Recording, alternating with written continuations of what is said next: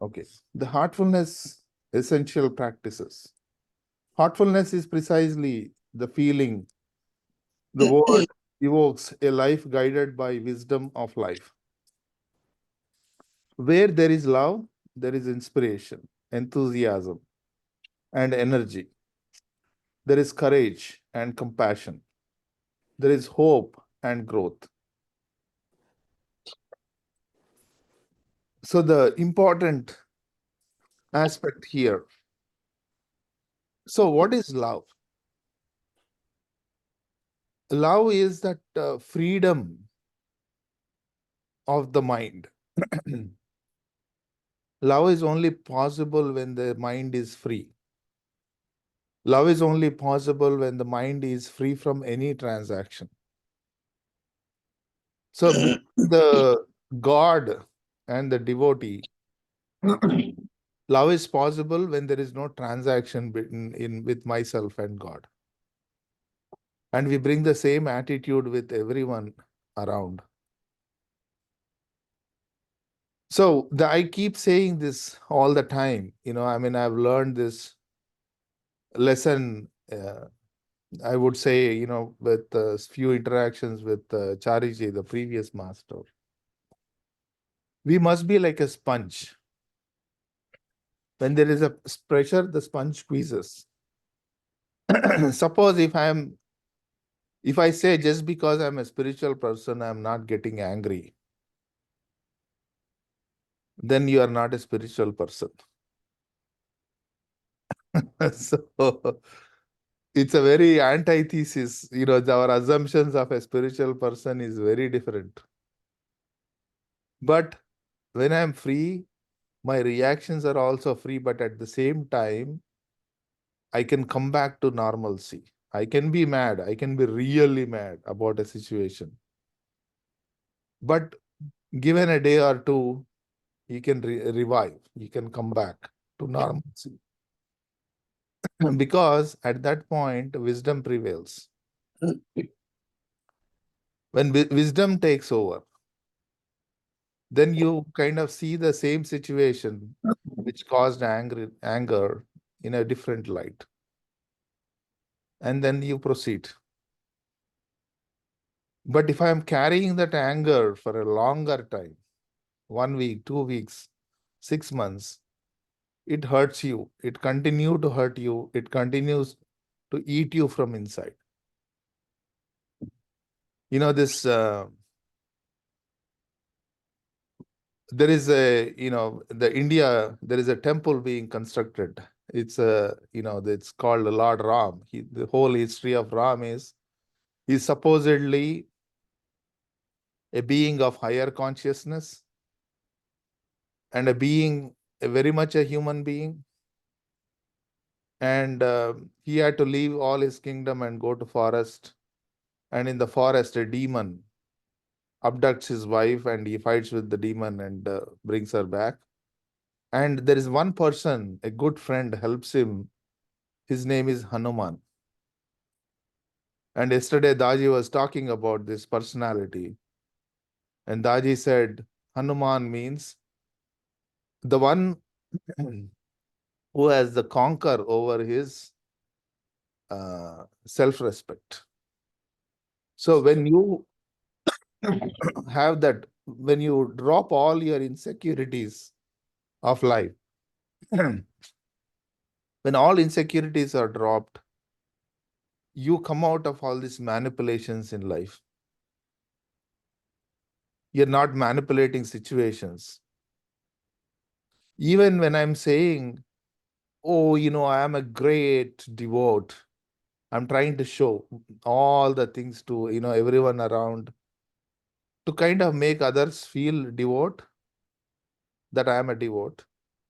And number two, what's happening is I'm talking about the Lord so much because I'm a troubled mind. Like in our VA discussion, I kind of came up with this statement. Only free mind will look towards the Lord with no transaction. Then there is love. A troubled mind look for peace. A troubled mind asks for things. An insecure mind is more asking for more and more things. It's manipulating even the relationship with the God and relationships with the people around. So there is so much here. So when a free mind brings love, inspiration, enthusiasm, like I said, that doesn't mean any of the opposites don't go through. We always go through all the opposites. So life is like a pendulum. On one side, you are very angry. And other side, when the wisdom prevails, you are very calm. And there is an in-between state. You are neither angry nor calm. That's zero state. So we all go through these states, and we must allow those states freely. Okay. So with that understanding, let's go into the next paragraph. So there is hope and growth. Heartfulness practices imbibe the essence of love. It is a system of Raja Yoga. Raja Yoga means king among the yogas, adapted to support the busy and challenging lives that we all lead today. So one more thing I would like to say here is, a life is inclusive of everything. You cannot exclude anything, nor we have the ability to exclude anything. Okay. So life is always inclusive of everything.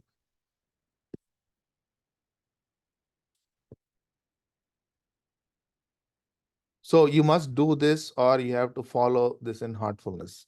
Basically, it's a continuous practice. Doesn't mean morning meditation, evening cleaning, and prayer. Those are the elements to kind of for you to attend to yourself. But practice means it's 24/7. The practice is happening in your deep sleep. Practice is happening in your meditation. Practice is happening when you are attending to all your daily duties.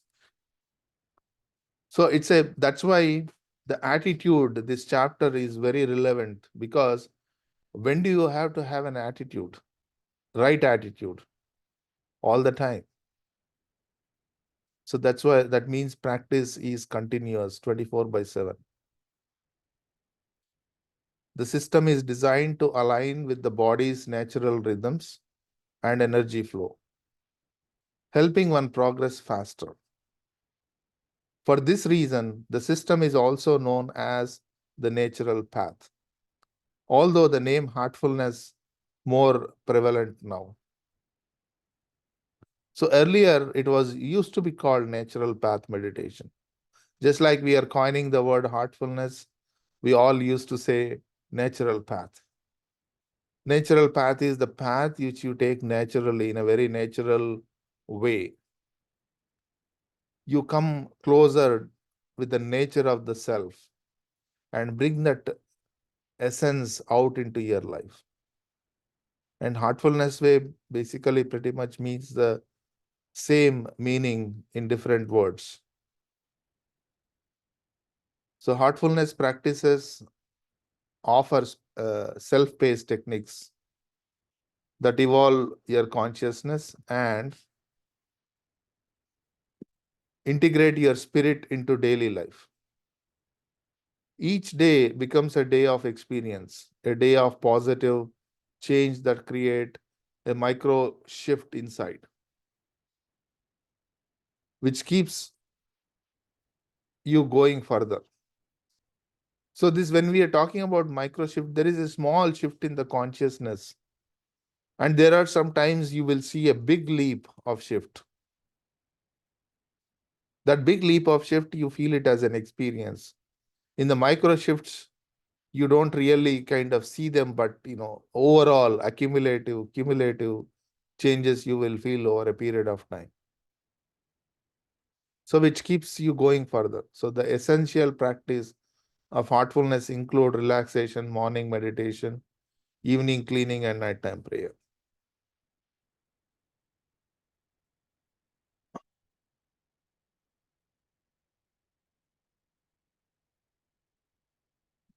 Sorry, did I lose my page? Yeah.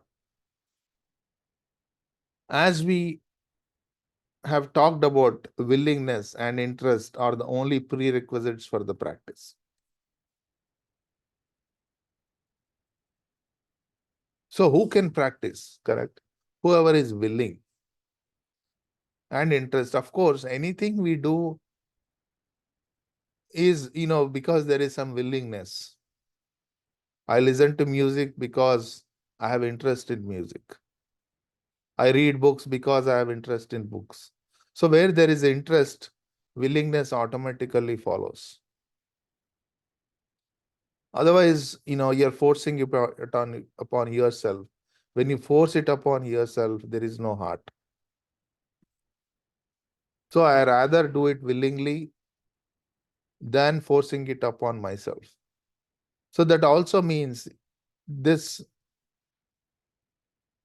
there are no instructions per se, when it comes to willingness and attitude and interest, of course. Where there is interest, there is a way. Where there is a will, there is a way. We will automatically go on a progressive path if I am willing and doing it. Suppose if I am in trouble, I go to the Lord, oh Lord, I am in trouble. I'm going to the Lord not willingly. I'm going to the Lord because of my troubles. So that way, the attitude is very clear. I'm going for the sake of the Lord. Now here I'm doing meditating for the sake of meeting with this Lord. Every meditation is that meeting, rendezvous with the Lord in my heart. So that's why you see, if I have to develop that true connection, true devotion with that ultimate essence, meditation becomes essential. And for meditation, a free mind becomes essential. So free yourself. There are so many challenges around us. People insult you, fine. You get mad about it. You react to it. Then you revive yourself and be ready for the next meditation. So by the time I wake up for my morning meditation, all issues in my mind should have been resolved. That's why the cleaning process in the evening helps with that. The prayer even more helps with that. So if I kind of adhere, understand the practices, it kind of making you more and more closer to that higher consciousness. Right? So if you are someone with a good self-discipline, that is wonderful. Because again, sometimes this discipline appears like an imposition. Oh, get up at 5 in the morning. If I cannot get up 5 in the morning, that's fine. So be natural. Oh, I have to do only at 5 in the morning meditation. So what happens if you do it at 6? You're not willing. Your heart is not there because you're thinking, oh, today I woke up 1 hour late. That thought itself makes you the free mind is bonded to that discipline.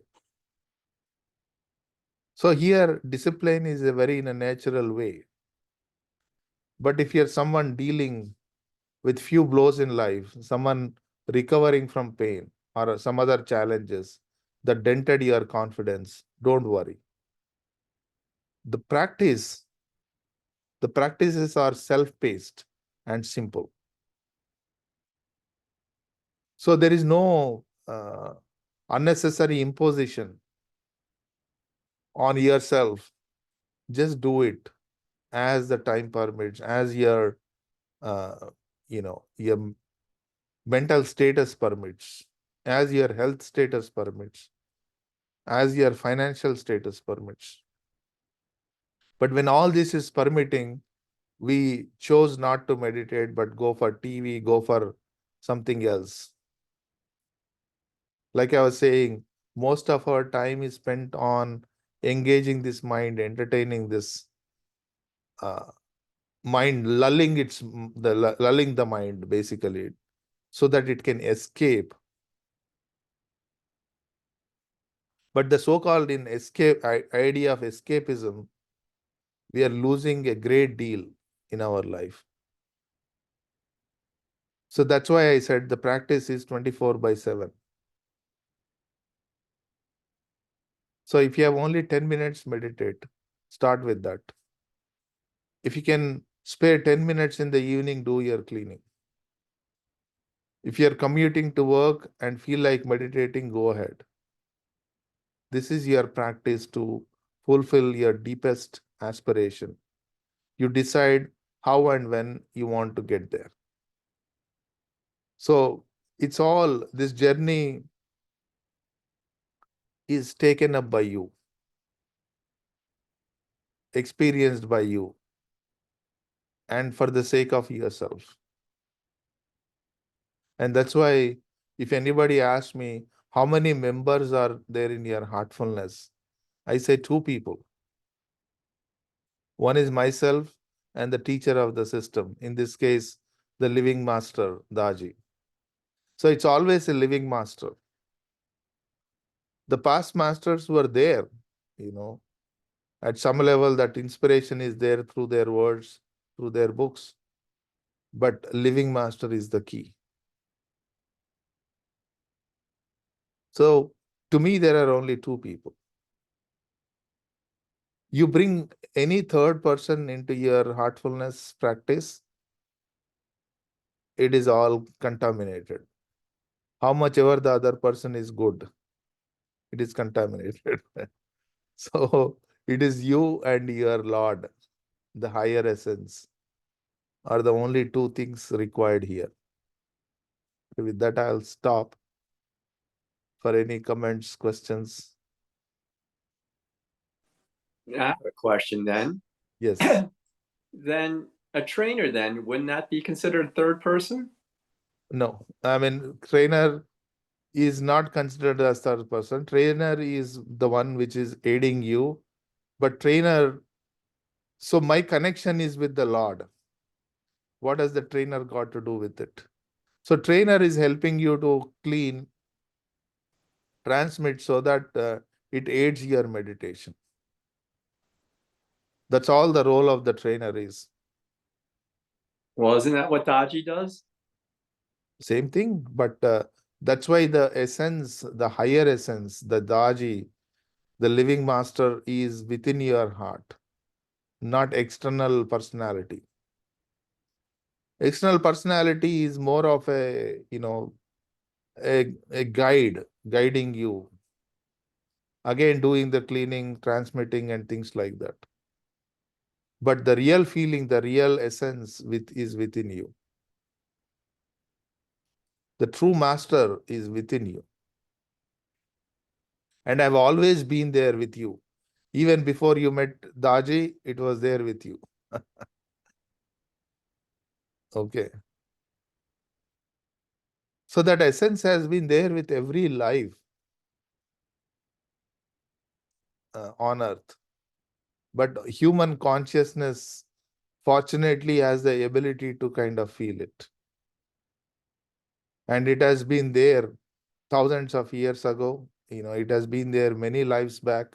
So every life has that essence. It is not something we are bringing in new. Only thing is, through meditation, through the guidance from Daji, and through his transmission, we are it becomes cognitive. It becomes evident. Now we have the ability to feel it.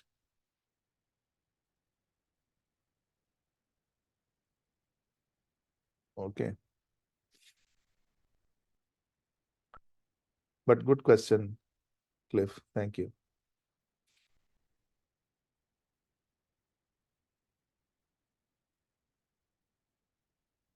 So today we have like 13 people on the call. My ID at my work is 13, number 13. So if anybody asks me like, what's your ID? I say I'm the 13th disciple.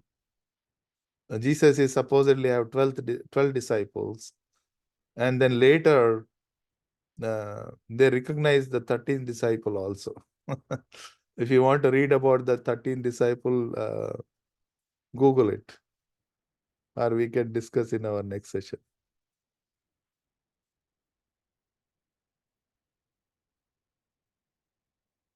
All right, so I'll stop recording and then